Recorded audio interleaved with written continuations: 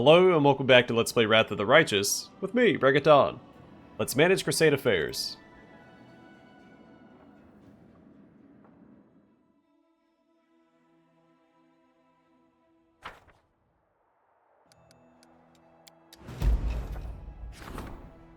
Alright, let's keep pumping out Devas.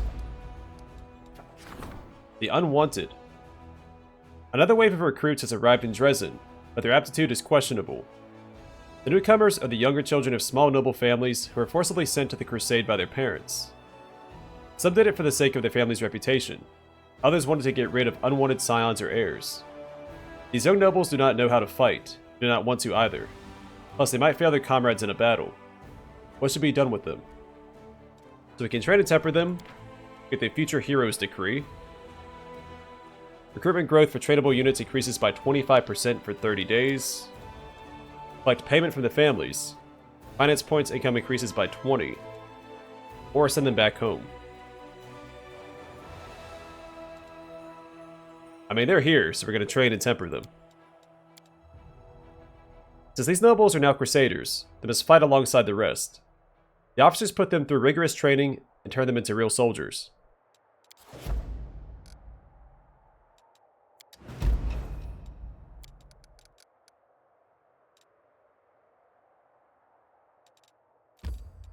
Alright, go get him, Setsuna.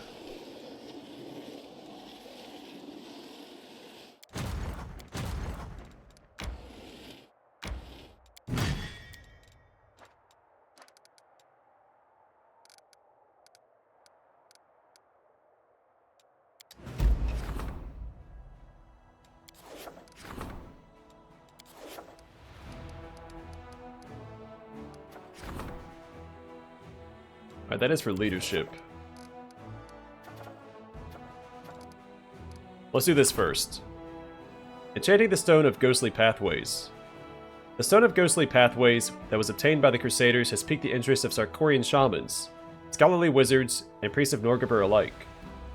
All of them are asking to be allowed to borrow the relic for their rituals, and it is up to the commander to decide whose requests will be satisfied. The shamans will give us Ancestral Retribution. While wearing this ring, whenever the wearer is fighting defensively and lands a first attack in this condition, the enemy is pushed 10 feet away and is knocked prone for 1 round. No saving throw. Planar Navigator. This ring improves its wearer's summoning abilities. All summon spells of 6th level and lower are maximized, as they use in the maximized spell feat. The wearer also gains a +1 insight bonus to attack rolls against outsiders. And then maximized spell. All variable numeric effects of a spell modified by this feat are maximized. Saving throws and opposed rolls are not affected, nor are spells without random variables. So that just means that we're guaranteed to get the max amount of summons whenever you cast a summon spell of 6th level or lower. Which is okay. And Clemency of Shadows, the objectively best version of this ring. You can activate this ring to create an almost transparent silver lining that connects all party members in a 30-foot area. On this date, you share an unbreakable bond. While under this effect, all members get an additional attack of opportunity per round, which is already fantastic. If an attack of opportunity was a critical hit, the enemy is staggered. Again, pretty good. If one of the party members falls unconscious, a giant spider is summoned to fight alongside you for 3 rounds. It's not just companions, but it's animal companions, any summons you have, and Last Stand also triggers this. So you get a whole bunch of spiders. I mean, this ring is completely stacked. They should have stopped after the... If an attack of opportunity was a critical hit, the enemy is staggered, but they took it a step further. I mean, it's really good. If I was using Darren in my party, I'd probably grab this just to mix it up. This would be okay on Sela. I mean, these two really just don't hold a candle to this one. It's crazy how much better that one is. The priests of Norgabur brought the Stone of Ghostly Pathways back under the guardianship of their deity. Norgabur was pleased that the long-stolen relic was returned to his custody. I mean, it's so much better. It's in a league of its own. Alright, the fate of Soulshear. And Future Heroes. Many families send their children to join the Crusade to rid themselves of unwanted heirs. They neither want nor know how to serve. and someone needs to raise them to be true warriors.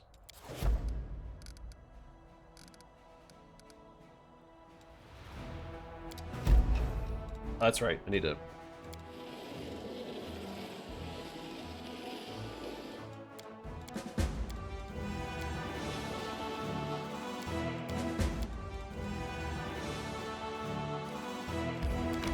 Alright, good job, everybody.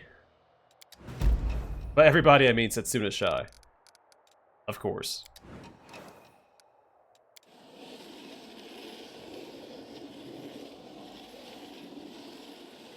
I may not recruit any more units, like regular units, in my army, but I can look at mercenary units. That might be worth it.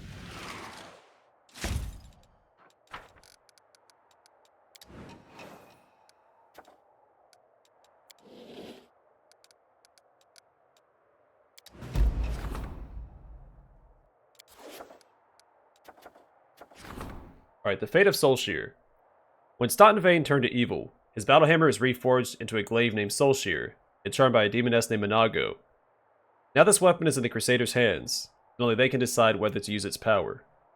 So we can cleanse Soulshear. This +3 adamantine glaive grants you +2 additional daily uses of lay on hands, fervor, and channel energy class abilities if you possess them, applied after a rest. That's actually not too bad. Allows Socio to heal us 2 more times. And it's a roleplay option. I'll leave it as it is, which we've already seen.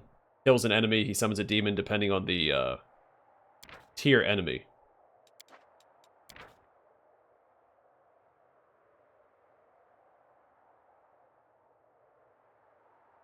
Oh, hold on.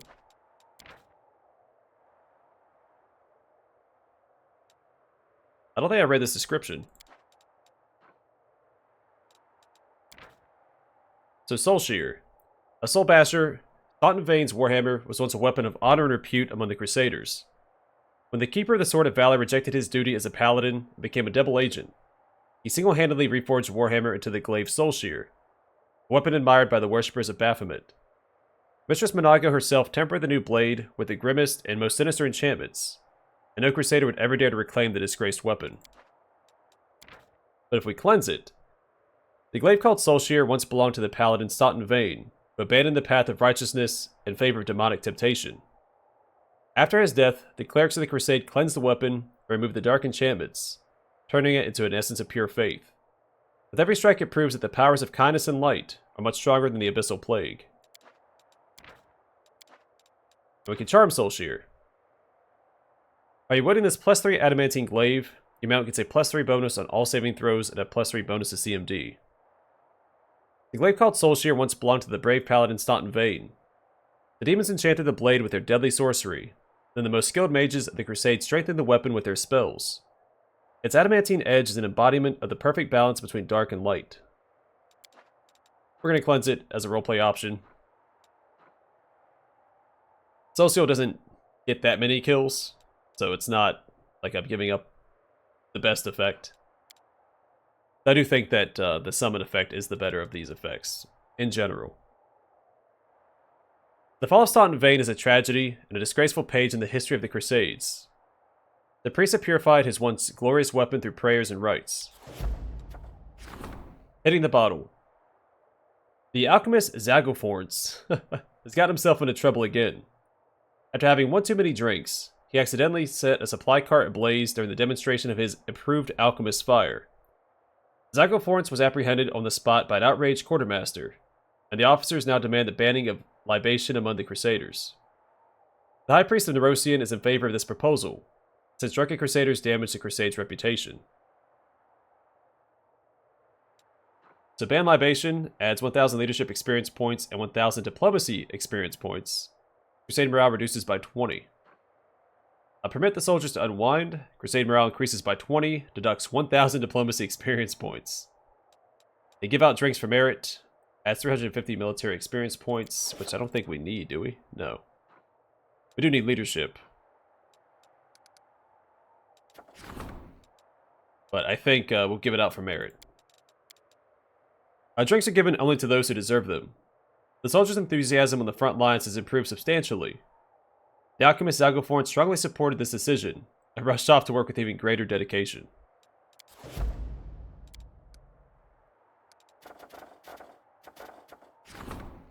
Alright, the fate of the altar of the first retriever. Of the. Fantastic.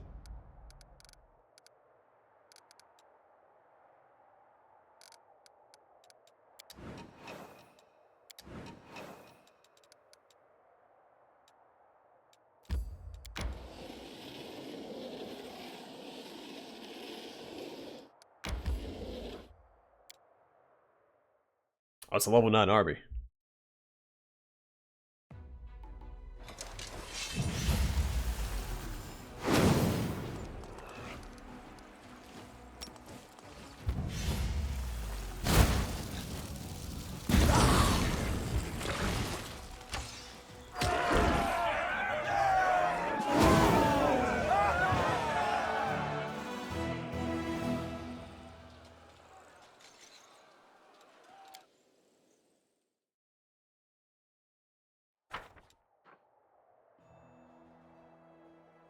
Alright, and we finally leveled up. So we get Magical Channeling 1. The general has a plus 5% bonus to energy recovery per level of this feat. Or Divine Magic. The general casts spells with a Divine descriptor as if he has a plus 5 bonus to power per level of this feat. So, right now we're not hurting for energy because there's not a lot of armies. We're just waiting for them to spawn and come towards us. In Act 5, we'll have a lot more armies to deal with. But we have enough energy generation through other means. I think this is still better. So this will allow us to cast, stronger Cure Wounds or Bolt of Justice. So Divine Magic will make Setsuna Shai a well-rounded general, master of the arcane and the divine.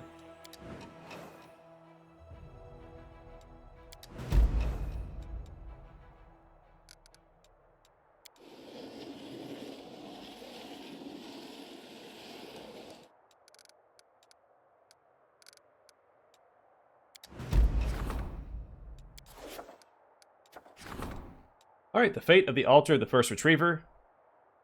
The craftsmen are ready to use the web enveloping the altar of the first retriever to create a relic for the commander. A decision needs to be made on what kind of item this relic is going to be. To do padded armor or a shirt, there aren't very many companions that would wear light armor, but shirts are pretty universal across all of them, so I'll go with this. A skillful tailor has wove a magnificent garment from the webs of the first retriever. I don't think I've ever done the padded armor. Because shirts can be worn underneath any other armor. And like I said, no one wears light armor in my party. Because usually I go with the heaviest armor that a character can wear. Alright, the fate of the Faultless Daybreak. I think that becomes a mace or a flail. Poison to soil, not soul. One of the Crusaders, a druid, has requested an audience with the commander. He spent weeks wandering the outskirts of Dresden, studying the soil of the world wound. He says the corruption that afflicted the local nature is strong, but not unstoppable. He suggests calling powerful spellcasters who would curb the demonic plague that besets these lands. Alright, so we let the druids do their work. Adds 20 logistics experience points each day. That's actually pretty good. Opt for the services of expensive but distinguished mages. So adds 1500 military experience points and deducts 2000 finance points.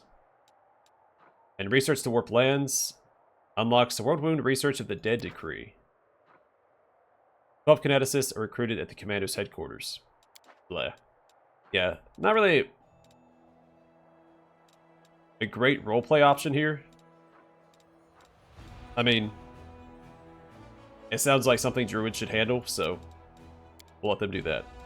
Plus, that's a good effect, and it should let us max out our logistics before the next act. A druid circle from the Verduran Forest answered the call and sent its emissaries.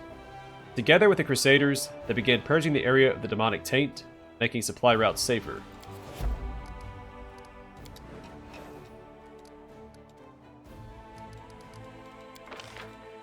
Hey, Hell Knights. We'll take those. Hey, Hell Knights. We'll take those. And some more Paladins. Why not? Oh, wait. Do they keep stacking up? If I don't recruit them the previous week? Yeah. So you only get 45 a week. Oh, that's cool. I had no idea. I usually recruit them as they spawn, so I don't normally see that.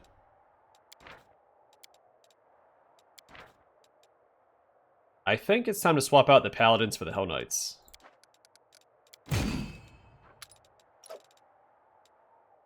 And have the Hell Knights and the Infernal Cavalry working together.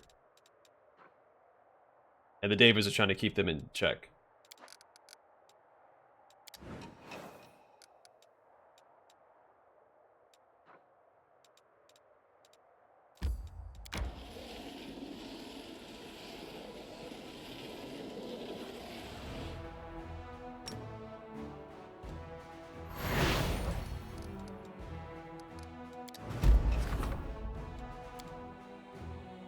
The young pepper nobles sent by their families to the Crusade have become skilled fighters.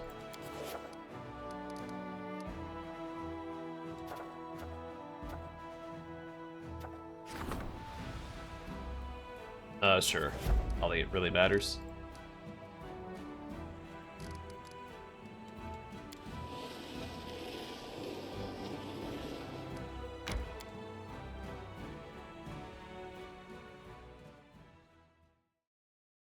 So I don't think we've seen the Paladins in action, but they have,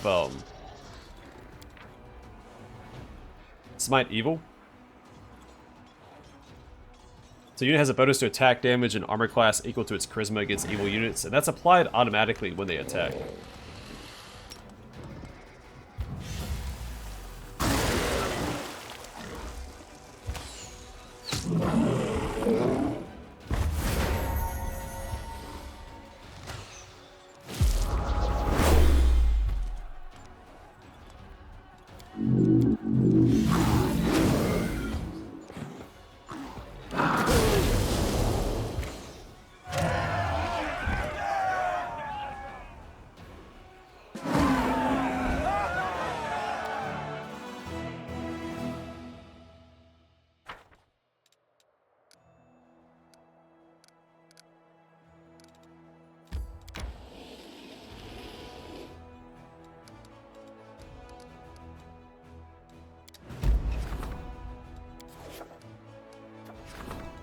The fate of the Faultless Daybreak. The return of the Faultless Daybreak is a sign that promises victory to the Crusaders. The glow of this holy relic put on the commander's gear will fill the souls of brave warriors with hope and their hands with power. It is necessary to decide on which item it will be placed. So do a heavy flail, light shield, or scale mail. Let's do scale mail. I'm trying to remember which armor this was. I'm pretty sure I've done the scale mail option before. Because I don't usually use light shields or flails. Though I think flail hammers are a great weapon for paladins, I think the best option. But flails and maces are also good choices. I like maces on clerics a lot. Because I don't know if it's my first introduction to D&D, but I had a D&D starter set, and it came with like 4 miniatures, along with like the enemy miniatures like kobolds and a black dragon and all that. But you had like the human fighter, the dwarf cleric who had a mace and chainmail on. So that's how I've always envisioned the clerics. Plus, I like clerics as a frontline support, not a backline support. They have a lot of abilities, a lot of spells, specifically in Pathfinder. They really boost their frontline presence. So like you have like Frightful Aspect, Archon's Aura, spells like that, Holy Aura.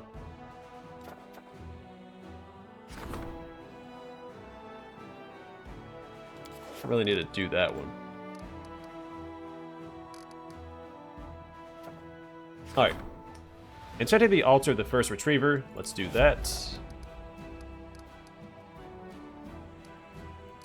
And we'll go from there.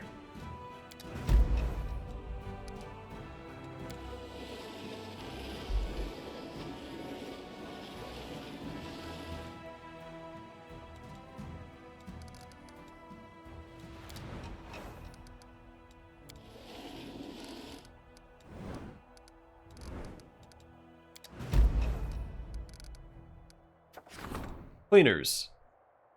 A portion of the army is made up of inexperienced, incompetent, and downright clueless soldiers who are holding back their comrades. A group of veterans has secretly formed a team of cleaners. They would find these pernicious soldiers and beat them up, sending them to the infirmary. After these assaults, some pulled themselves together and improved, while others deserted. Either way, the units who rid themselves of useless burdens performed their tasks better and suffered fewer losses. Alright, so we can turn a blind eye. It's evil, adds 400 military experience points. Must be putting a bunch of bars of soap in a pillowcase, or socks. Punish the cleaners, adds 2,500 leadership experience points. I don't even know if that's what we need. It is one of the ones we need. Or punish the cleaners and make land mentor the underachievers. Unlocks the individual approach to training decree. Recruitment growth for all trainable units from the main spellcaster's lodge and the main stables increases by 25%.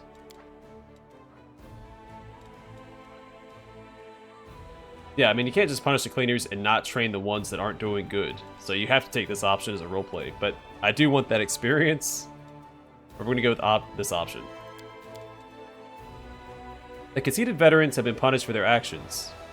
Land will become a mentor to the underperforming soldiers, given that their previous instructors failed to find the right approach.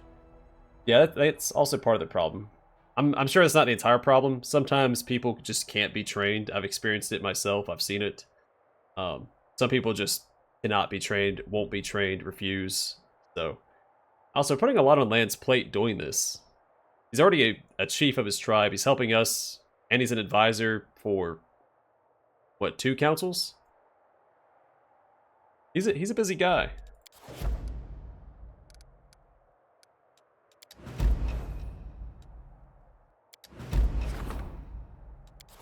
All right. Enchanting the altar of the First Retriever. The relic that was created from the altar of the First Retriever is attracting practitioners of secret knowledge. A druid who has arrived in Dresden is asking for permission to cleanse the sacred item of corruption. A dark priestess from Nadal wishes to dedicate it to her patron Zon Kuthon, and a frenzied worshipper of Lamashu yearns to awaken the spirit of the long-dead monster. He'll be given the right to touch the relic. Shoot, I really shouldn't have taken the Clemency of Shadows. I mean, it's so good. It's a terrible roleplay choice, though.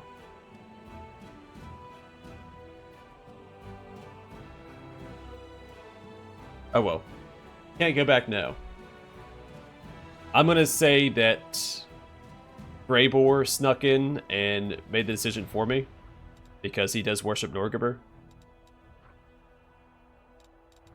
Alright, so Zon Kuthon's Suffocating Caress. The shirt is woven from spiderweb. It strangles the wearer, inflicting a -5 penalty to mobility skill checks.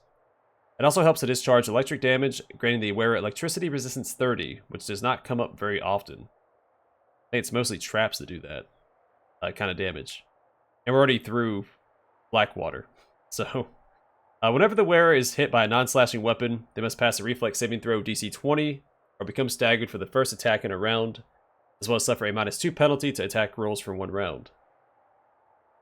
Cleanse the gear of the First Retriever. This clean and nice shirt is woven from Retriever spiderweb, purified with druidic magic.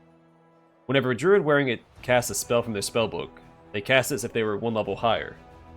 They also gain a +10 competence bonus on lower nature skill checks. We have no druids, that doesn't help. Also, there's been 2 games, and Alcat hasn't incorporated a druid into the companions. I mean, Kingmaker would have made a lot of sense to have a druid, but that's neither here nor there. Alright, and Shroud of the Eternal Hunger. Whenever the wearer polymorphs into any creature, you get a +4 enhancement bonus to attack and damage rolls made with limbs. Whenever a creature hits them with a melee attack, that creature suffers 1d6 piercing damage.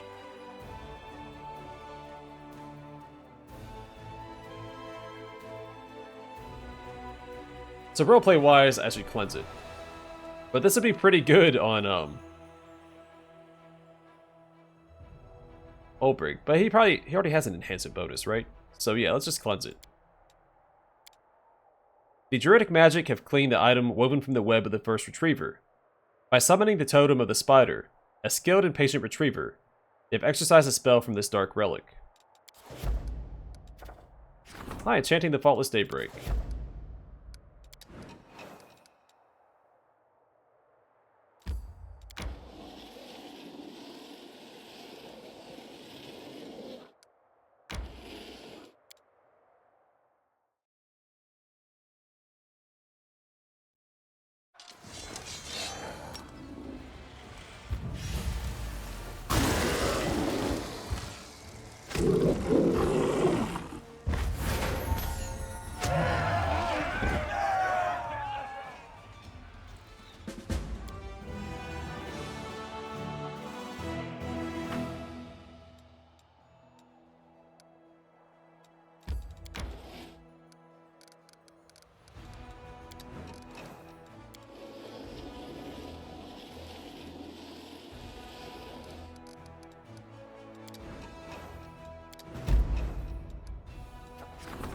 For a great purpose.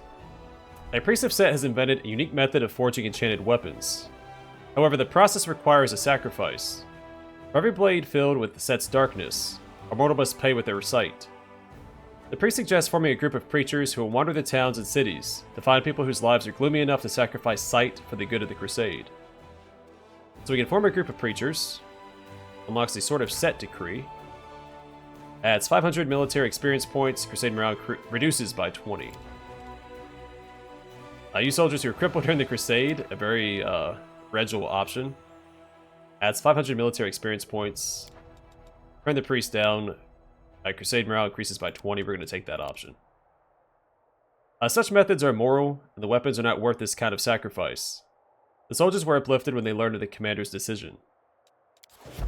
Send that guy packing.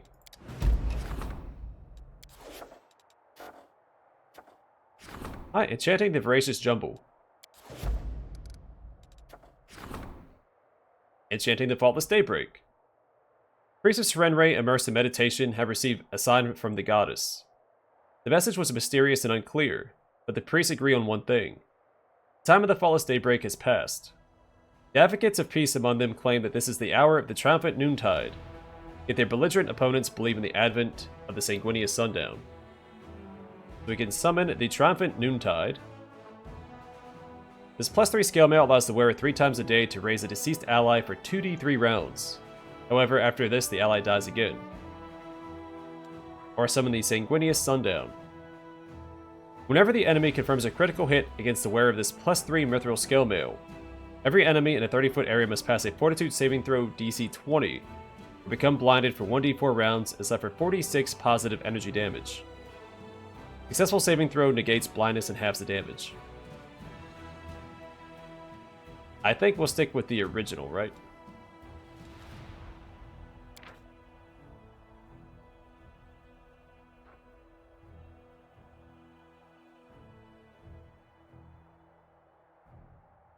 Yeah, so this doesn't change. That's why I haven't been reading these descriptions again, because mostly they don't...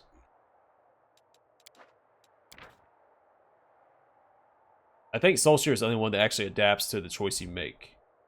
It's kind of unique in that you find it already crafted into a weapon, and then you just update it.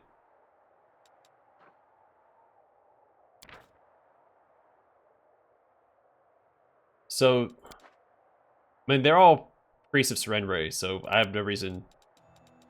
I don't really have a dog in this race. I'm going to take the second choice. Because it is better, I think. The goddess's patience has run out, and she is now willing to bring down her wrath on her dark enemies. Her power will smite the impure as it once scourged Rovagug.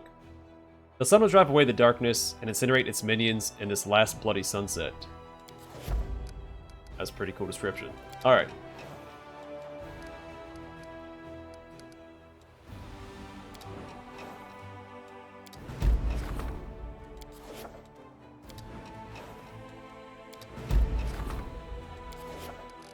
Hot dog. Dead heroes. A group of crusaders killed during the Second Crusade rose as undead, and they have been hunting demons for many decades. Death has warped their minds, and they failed to realize that they had long been dead. Upon meeting the commander's soldiers, they greeted them with joy and offered to merge with the ranks of the crusade. So we lay the fallen to rest, add 60 energy points, or accept them into the army. I mean,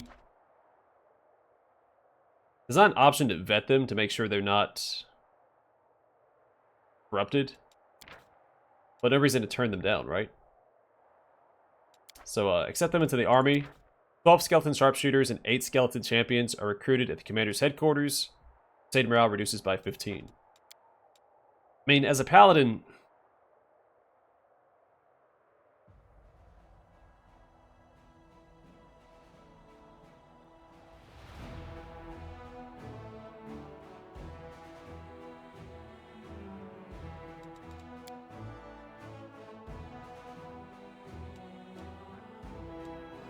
Yeah, lay the fallen to rest. I mean, I could see my paladin accepting them into the army, but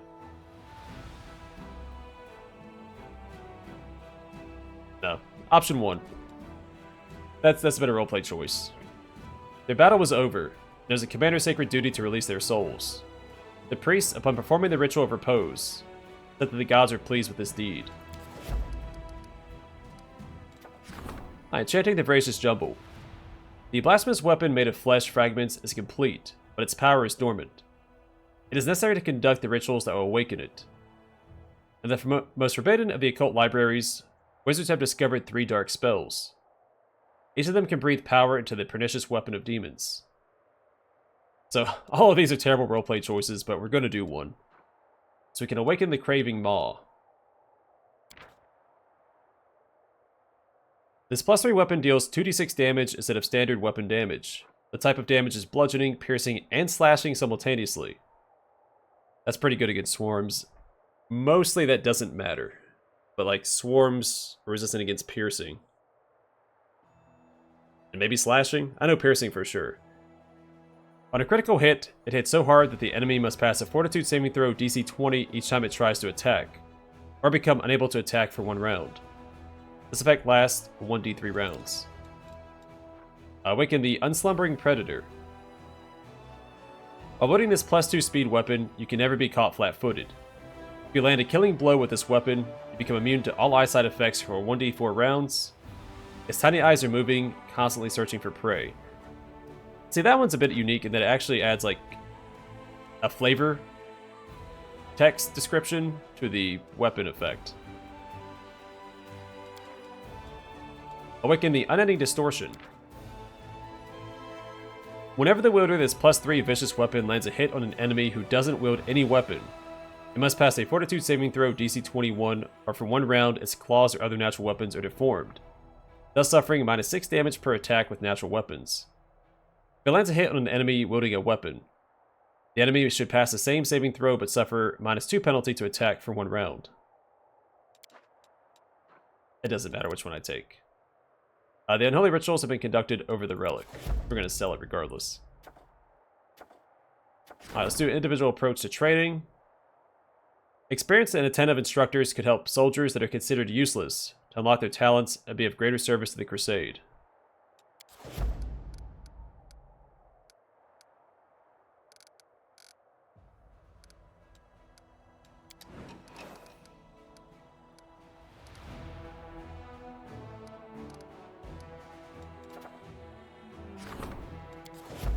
Alright, we're done with the relics. Huzzah. And the 21-day decree, we're going to finish that regardless, because once we finish the Ivory Sanctum, we have 30 days until we can start the next act. Unless you're in Azada, in which case you can start it immediately after the Ivory Sanctum. Or at least very shortly thereafter.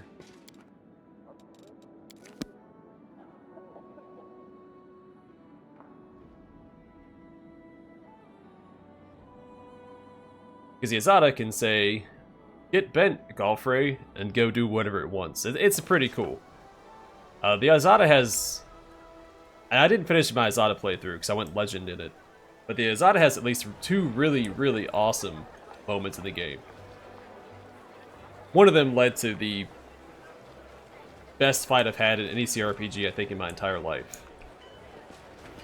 It was down to the wire.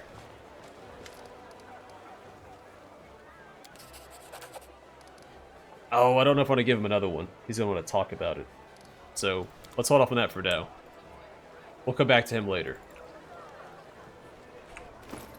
Alright, real quick though. Oh, I took soulshear away from Sosu. There you go, buddy. Now, honestly, the coloration on this one, and that's really good for a Cleric of Shaylin. Very bright and artsy. Is that a dragon on the, What is that? Or is that a peacock?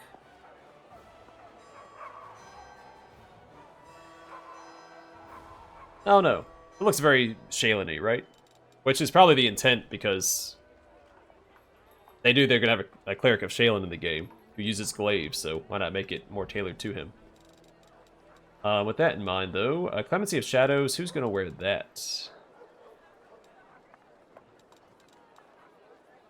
He doesn't really... Well, not bad to have. What does Sela have?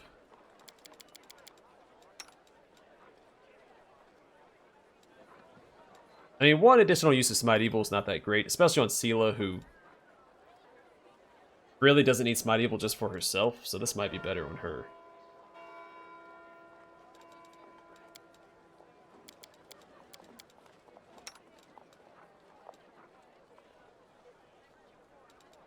Yeah, we'll get to Sela.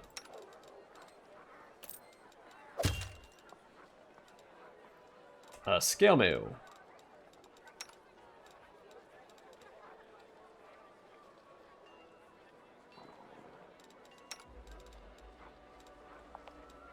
Oh, that's right, he has the Chainmail Dragonfly, which is pretty good. I don't want to give that up. But I think...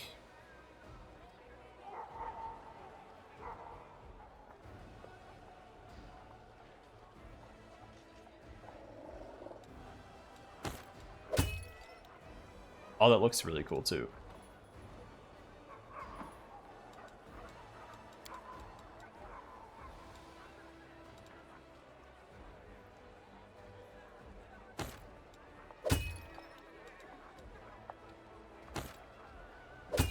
More armor class with this.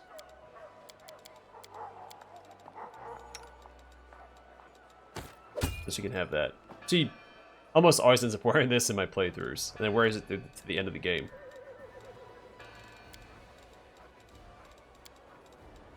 Alright, we saw this other stuff. We do it my way.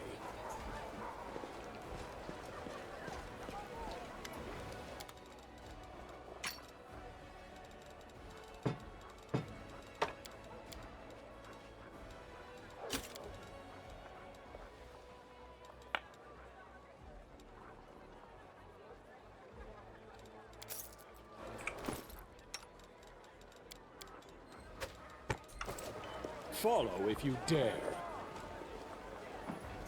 Alright, and we should be good to set out towards the Ivory Sanctum, so let's exit the city, so I don't have to immediately jump into a loading screen at the beginning of the next episode.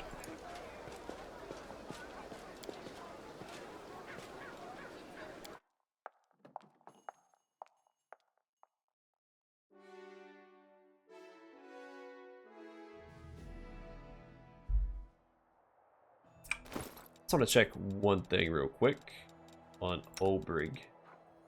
Yeah. Alright, I'm going to call it here, and next time we're going to head towards the Ivory Sanctum.